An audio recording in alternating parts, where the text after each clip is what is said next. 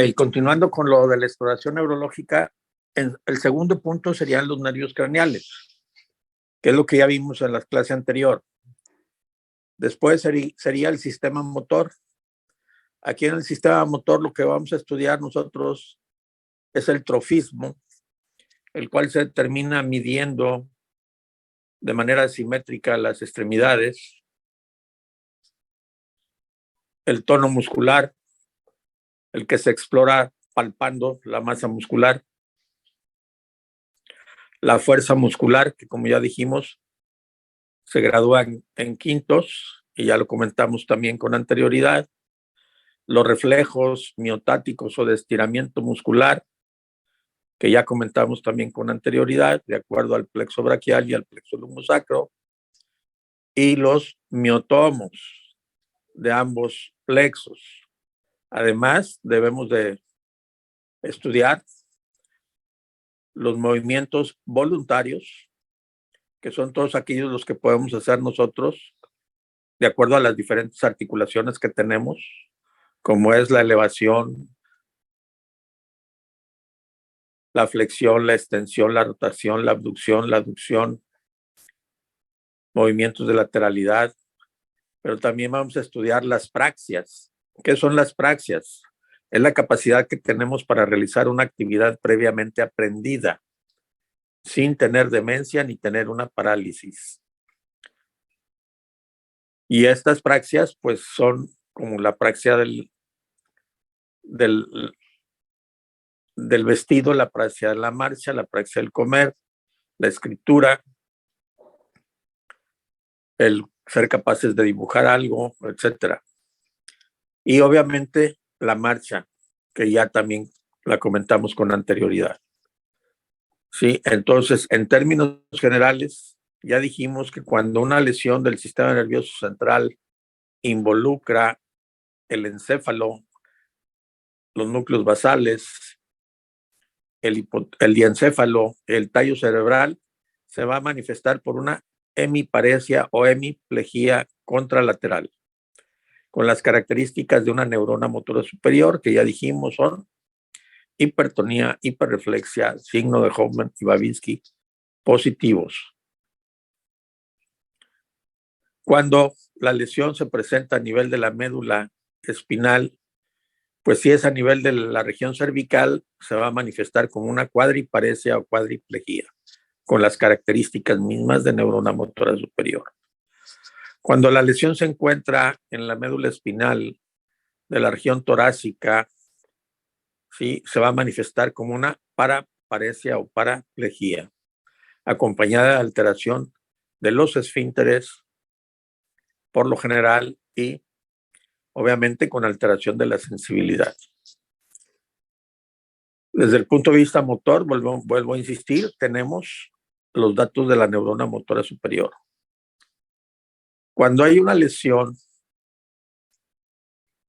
a nivel del sistema nervioso periférico que involucra, ya dijimos, los nervios espinales, las parálisis pueden ser desde una monoparesia o monoplegia, una biparesia o biplegia, o puede haber una paraplegia cuando tenemos lesiones a nivel de la cola de caballo. Y aquí las características son las de una neurona motora inferior, que ya dijimos, fasciculaciones, atrofia, hipotonía o flacidez, hiporreflexia o reflexia, no Babinski, no Hoffman.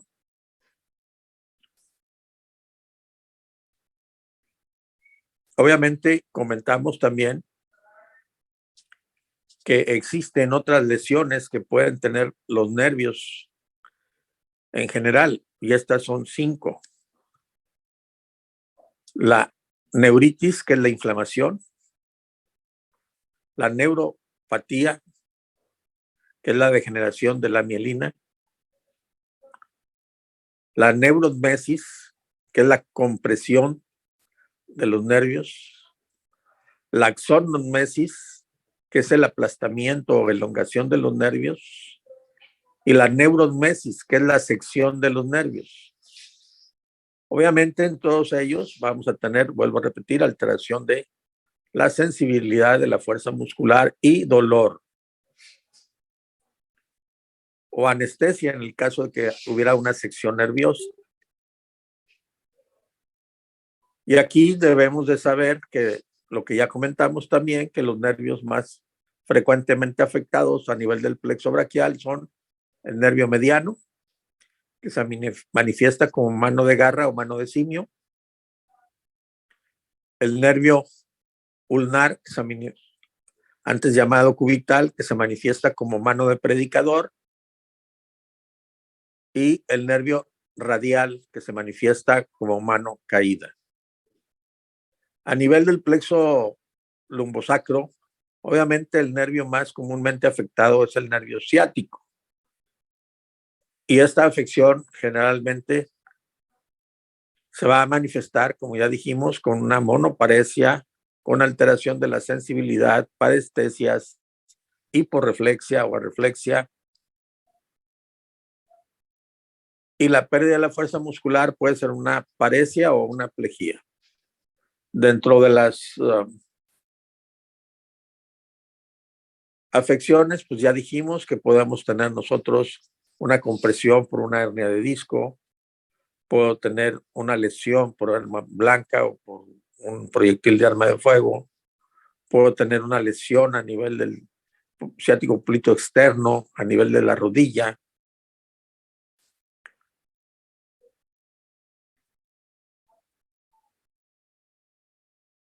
Después tenemos lo que es el sistema sensitivo, en donde deben de saber ustedes los dermatomas que ya comentamos del plexo braquial y del plexo lumbosacro, pero además deben de saber los dermatomas más importantes a nivel del tronco, que son los siguientes: T4, tetillas; T6, apéndices sifoides; T10, cicatriz umbilical; sínfisis del pubis; T12, ingle L1.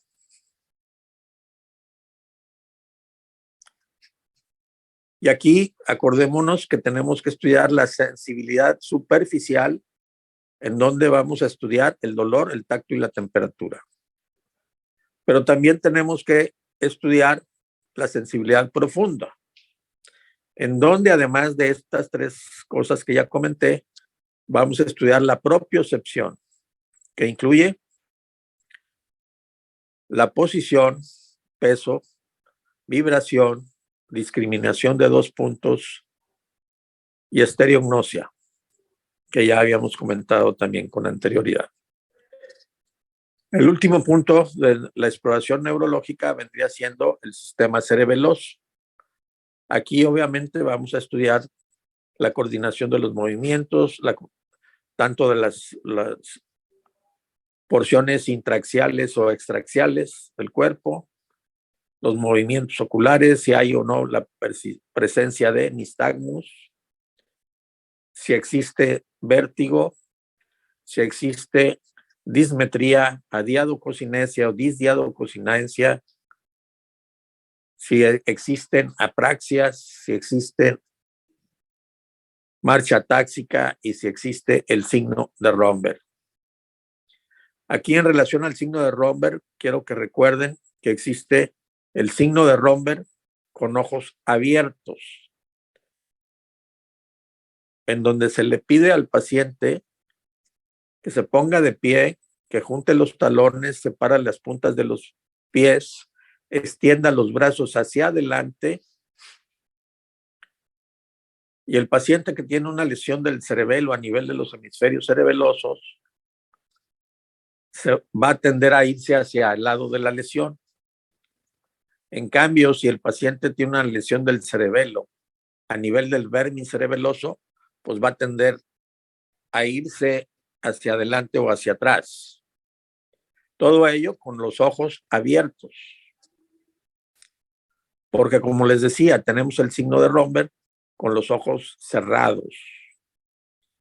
Al paciente igualmente se le pide que se ponga de pie, que extienda los brazos hacia adelante y que cierre los ojos. Si el paciente al cerrar los ojos tiende a caerse, hasta no demostrar lo contrario, tiene una lesión de los cordones posteriores de la médula espinal. Y con eso sería todo lo que es la exploración neurológica. ¿Alguna duda que tengan, alguna pregunta o comentario?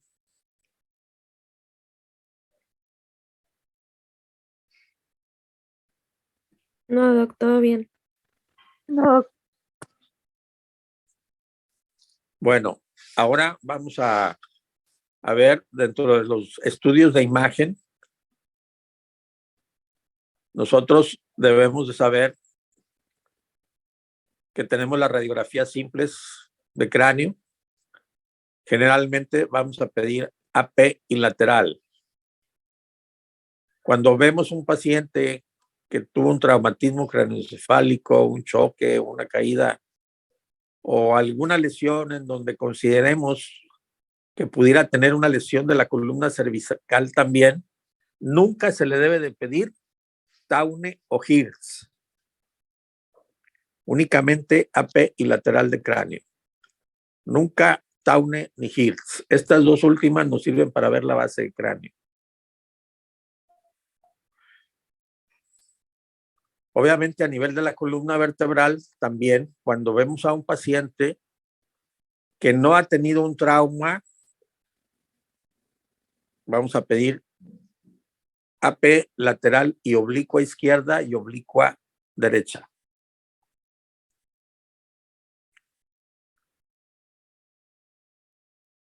Cuando vemos un paciente en donde pudiera tener una listesis, que es el desplazamiento de los cuerpos vertebrales en sentido anterior o posterior, hay necesidad de pedir radiografías dinámicas laterales en hiperflexión e hiperextensión.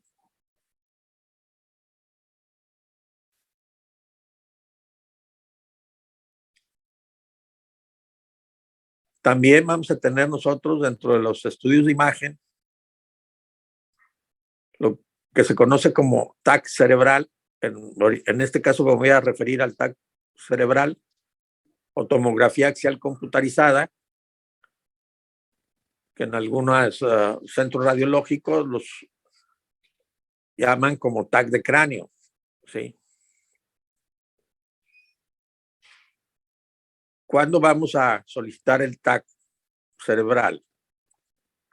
Generalmente,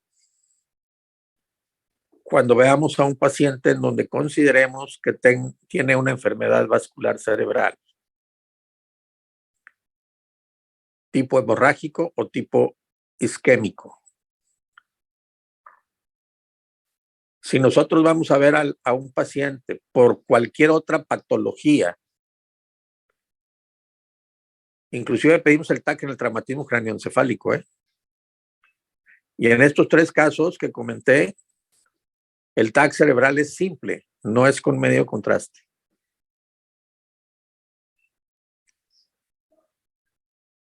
Vamos a ver qué es una tomografía o un TAC cerebral.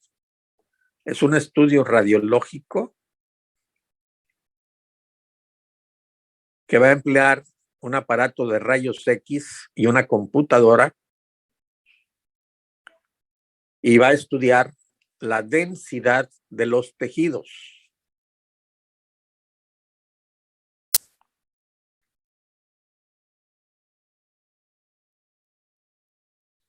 La tomografía va a tener varios planos de estudios, que son el plano sagital, el plano axial y el plano coronal. La tomografía también va a realizar una serie de cortes a una distancia de 5 milímetros en la región infratentorial, que es la fosa posterior, y de 10 milímetros en la región supratentorial. Así lo marcan los cánones radiológicos. Nada más que muchas veces en los centros radiológicos no llevan a cabo estas medidas. También deben de saber que la densidad de los tejidos se va a medir con unidades Hounsfield.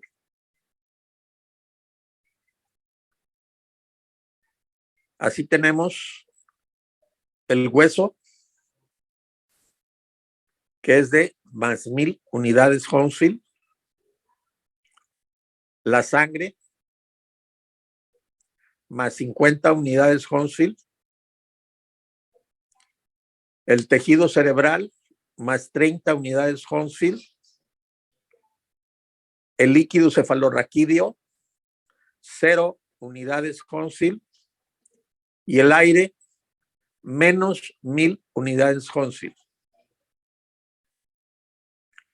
También, de acuerdo al color del tejido en la tomografía, hablamos de hiperdenso, es decir, se ve más blanco lo que sería el hueso y la sangre.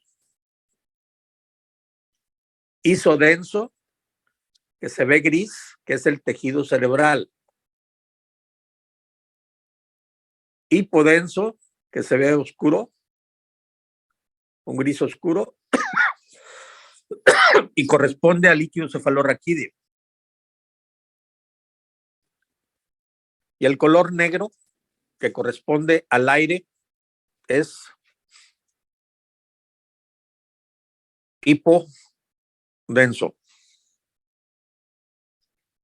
¿Alguna duda hasta aquí?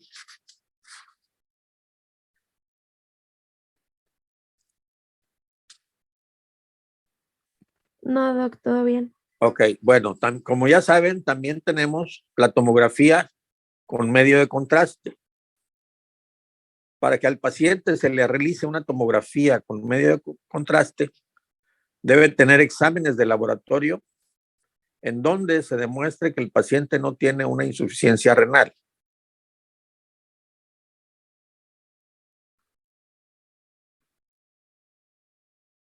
Entonces, también la tomografía se conoce como TAC1 cuando es simple o TAC2 cuando es con medio de contraste.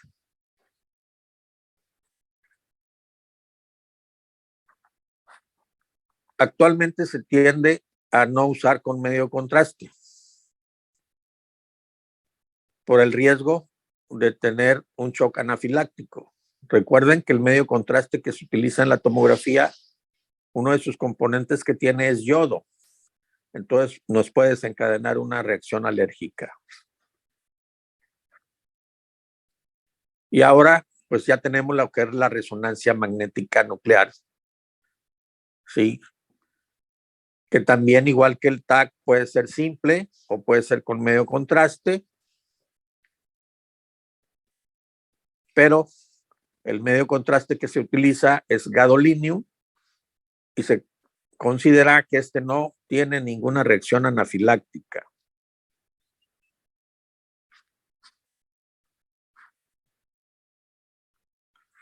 Hasta aquí les dejamos el día de hoy. Que tengan buen fin de semana.